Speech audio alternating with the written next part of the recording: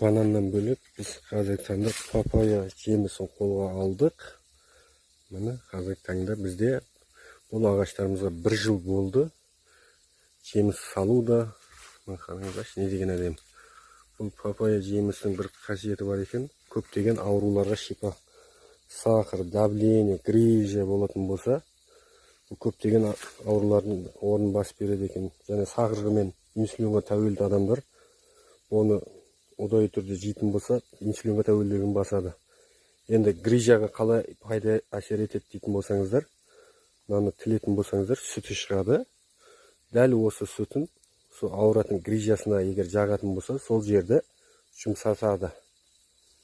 Енді бізде бұл қазір онша таралмаған, бірақ көрші еліміз Өзбекстанда бұл өте популярный ағаштың бірі, папайя. Енді бұл 2 жылда 10 метр болатын ағаш бойы менде қазіргі таңда 4,5 метрде тұр.